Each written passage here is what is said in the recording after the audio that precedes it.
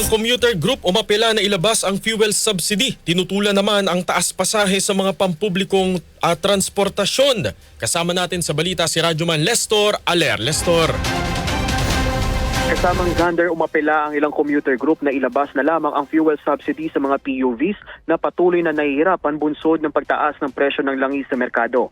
Ayon kay Lawyers for Commuter Safety and Protection President, Attorney Ariel Inton, na nakapaglabas na noon ng certificate ang Department of Energy o DOE na magbubukas sana ng daan para sa distribusyon ng tulong matapos itong kumpirmahin ni dating Transportation Assistant Secretary at spokesman Mon Ilagana. Pero hindi na ito natuloy ng pamahalaan ang pamamahagi ng subsidy matapos ang pagkalma ng tensyon sa pagitan ng Iran at Israel dahilan para bahagyang bumaba ang presyo ng langis sa pandaigdigang merkado.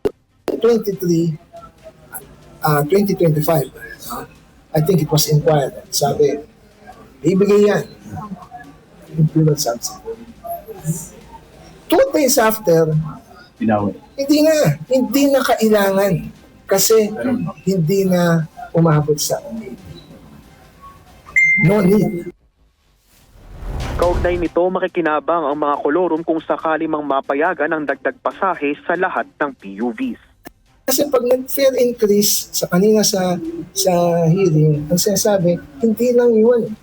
Ang bakit? Ang daming kolorum, ang daming problema na kakainin din yun yung piso.